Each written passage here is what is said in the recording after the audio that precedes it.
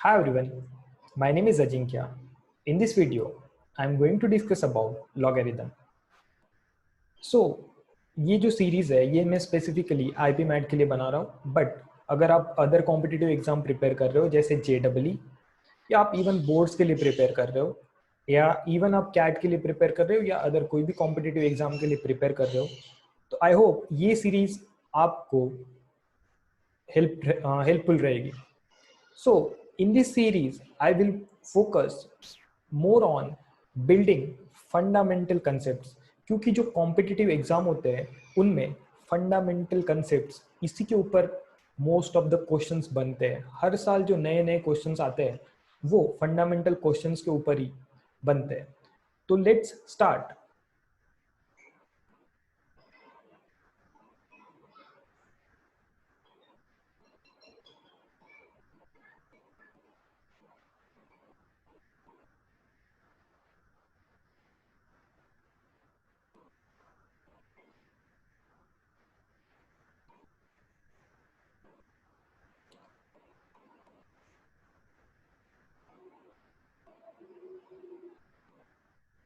So agenda for this video series, ये जो logarithm है, ठीक है, लॉगरिदम चैप्टर में we will discuss it in the fourth session. तो फोर्थ सेशन में मैं ये डिस्कस करूंगा. सेशन वन का जो एजेंडा रहेगा वो रहेगा अपन बेसिक डेफिनेशन देखेंगे. उसके बाद what are the fundamental laws of logarithm, ठीक है, ये देखेंगे अपन सेशन वन. सेशन टू में अपन प्रॉब्लम सॉल्व करेंगे. जो भी प्रॉपर्टीज है, ये जो प्रॉपर्टीज पढ़ रहे हैं इसको फंडामेंटल लॉ ऑफ लॉगरिदम भी बोलते हैं या प्रॉपर्टीज भी बोलते हैं, ठीक है, प्रॉपर्टीज ऑफ लॉगरिदम.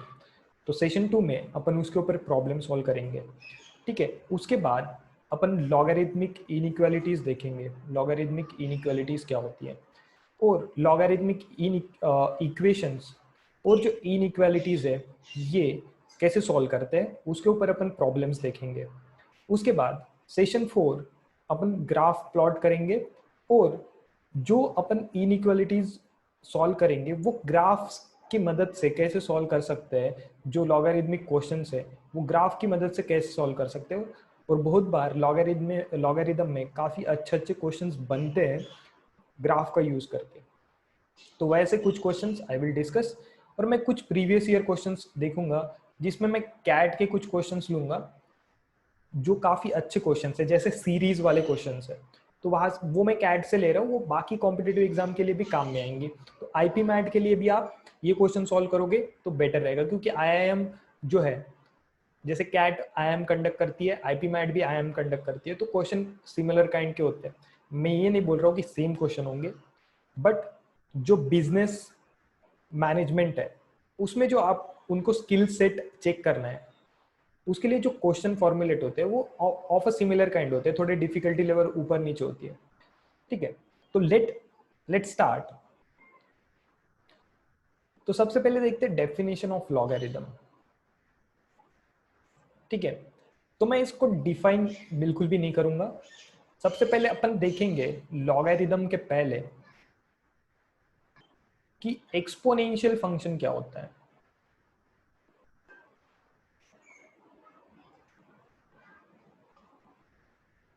ठीक है, एक्सपोनेंशियल फंक्शन मतलब a to the power x, ठीक है, y equals to a to the power x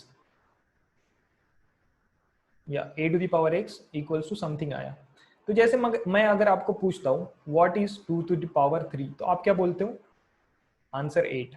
जैसे मैं आपको बोलता हूँ 5 का स्क्वायर, तो आप क्या बोलते हो? 25. तो ये जो इंडाइसेस है, ये जो पावर है, ये एक्सपोनेंशियल फंक्शन है, ये आप बचपन से पढ़ते आ रहे हो, ठीक है.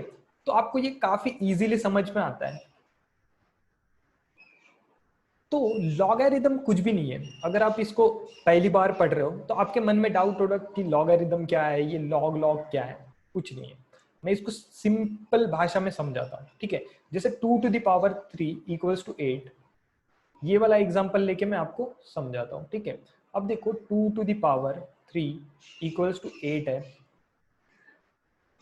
इसमें ये जो 2 है इसको अपन क्या बोलते हैं, बेस। ये जो 3 है इसको अपन क्या बोलते हैं, पावर। और ये जो आया इसको अपन क्या बोलते हैं, आंसर। ठीक है, अब देखो जब 2 टू द पावर 3 लिया तो आप क्या बोल रहे हो, 8 आएगा। अगर मैं बोलता हूं कि 2 टू द पावर, आपको कुछ लेना है, आपको पता नहीं, बट आपको ये पता है कि 2 टू द पावर क्या लोगे तो 8 आएगा। अगर मैं पूछूंगा कि 2 की पावर क्या लोगे तो 8 आएगा, तो आप क्या बोलोगे, सर सिंपल है, 8 मतलब कितना होता है, 8 मतलब 2 क्यूब, तो 2 क्यूब मतलब यहाँ पे कितना आएगा, 2 की पावर 3। तो लॉगरिदम में भी यही होता है, आपको क्या क्या गिवन होता है, आपको ये 2 गिवन होता है, आपको ये 8 गिवन होता है, आपको क्या फाइंड करना पड़ता है, आपको फाइंड क्या करना पड़ता है, पावर। आपको क्या फाइंड करना पड़ता है, पावर। पावर आपको फाइंड करना होता है, ये आपको गिवन होता है, ये भी आपको गिवन होता है। ठीक है, अब देखो, अब आप बोलोगे ये कैसी बात है, ये तो आप कुछ भी बता रहे हो। ठीक है, बट देखो मैं सिंपल एग्जांपल देता हूं,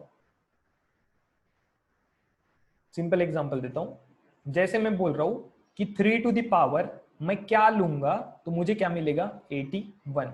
मैं क्या बोल रहा हूं, 3 टू द पावर मैं क्या लूंगा तो 81। तो आप क्या बोलोगे, सर 3 टू द पावर 4 मतलब 81, मतलब यहाँ पे जो क्वेश्चन मार्क है या यहाँ पे मैं x लिया तो ये कितना होगा, 4।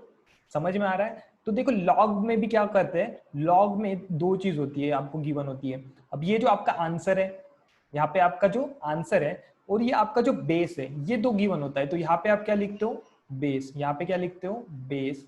और यहाँ पे आप क्या लिखते हो, ये जो एक्सपोनेंशियल फंक्शन का आंसर है 81। ठीक है, तो log 81 टू दी बेस 3, इसका आंसर कितना होगा, इसका आंसर कितना होगा, 4। मतलब जो आप पावर फाइंड कर रहे हो वो। ठीक है, अब इसको मैं आसान भाषा में कैसे समझा सकते हैं अपन, इसको आसान भाषा में कैसे समझा सकते हैं। जैसे ये 3 है, ठीक है, तो मैं बोलता हूँ कि जैसे a to the power x equals to n दिया है। ठीक है, तो इसको मैं क्या लिख सकता हूँ, log n to the base a equals to क्या होगा, x। इसका मतलब क्या होगा, अगर मैं a की पावर x लेता हूं, a की पावर x लेता हूं तो मुझे आंसर कितना मिलेगा, मुझे आंसर कितना मिलेगा, n। समझ में आ रहा है। जैसे देखो अभी मैं आपको फिर से एक बार बताता हूं, तो a to the power x equals to n, a to the power x equals to n। ये जो एक्सपोनेंशियल फंक्शन है, इसको ही आपको ये x को फाइंड करना होता है। मतलब आपको क्या दिया रहता है, आंसर और जो आपका बेस। एक्सपोनेंशियल फंक्शन में जो मैंने आंसर बताया और जो मैंने बेस बताया, ये आपको क्या होता है, गिवन। ठीक है, सिंपल एग्जांपल लेते हैं, जैसे log 100 टू दी बेस 10। तो इसका आंसर कितना होगा, इसका आंसर कितना होगा, 10 की पावर मैं कितना लूंगा, 10 की पावर में कितना लूंगा तो मुझे 100 मिलेगा। तो मुझे बताओ 10 की पावर आप कितना लोगे तो आपको 100 मिलेगा, 10 की पावर आप कितना लोगे तो आपको कितना मिलेगा, 100। तो कितना लोगे, 10 की पावर 2, तो आपको आंसर कितना मिलेगा, 100।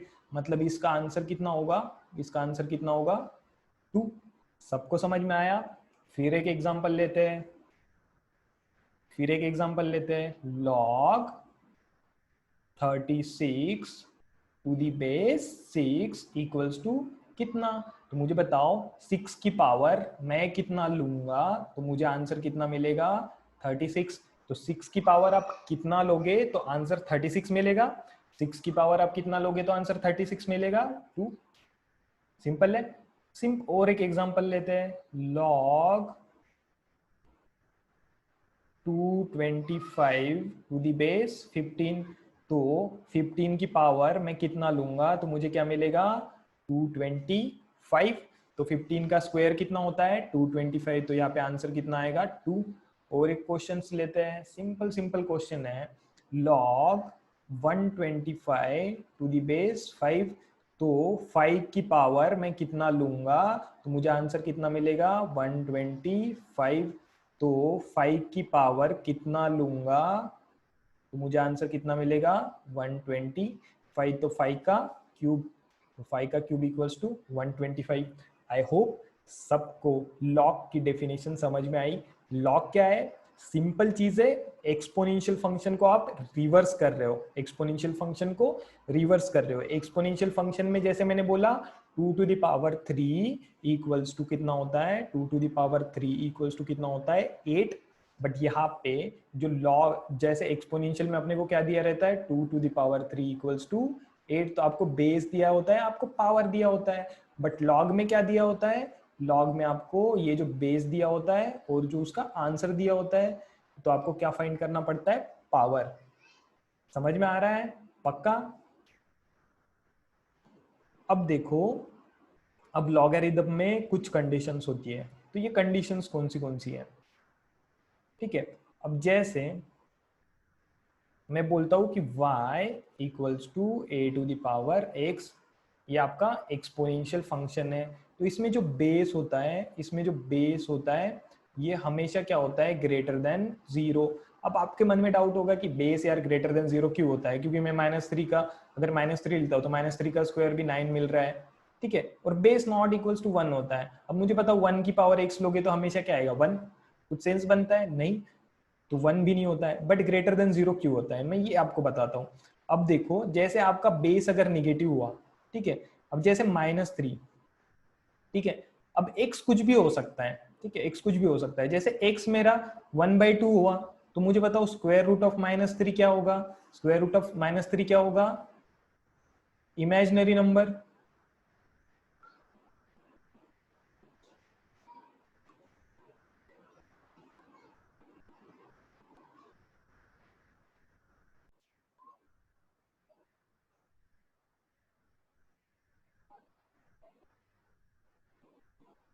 सो स्क्वायर रूट ऑफ -3 क्या होगा, इमेजिनरी नंबर।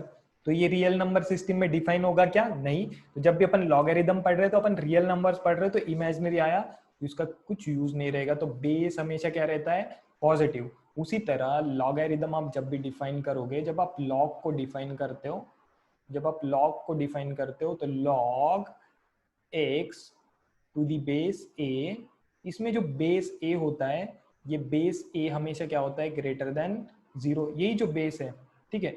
सॉरी, यहाँ पे मैंने क्या लिखा, यहाँ पे मैंने बी लिखा, ठीक है। यहाँ पे क्या चाहिए, ये जो बेस है ये ए ग्रेटर देन 0 और ए नॉट इक्वल्स टू 1, ठीक है। तो सिमिलरली जब भी आप log x to the base a लिखते हो तो a greater than 0, a not equals to 1।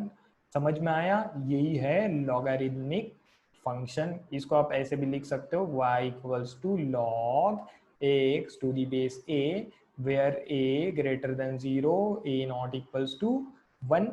a greater than 0 क्यों होता है, निगेटिव क्यों नहीं होता है, क्योंकि अगर पावर 1/2 आया या पावर 1/4 आया तो स्क्वायर रूट ऑफ 4 क्या होगा, नॉट डिफाइंड। तो जब भी इवन रूट आएगा तो निगेटिव नंबर, जब बेस निगेटिव रहेगा तो इवन रूट क्या होगा, नॉट डिफाइंड, ठीक है। आई होप आपको लॉगरिथम की डेफिनेशन समझ में आई। तो नेक्स्ट पार्ट में, सेशन 1 के नेक्स्ट पार्ट में अपन फंडामेंटल प्रॉपर्टीज पढ़ेंगे। Thank you, keep practising.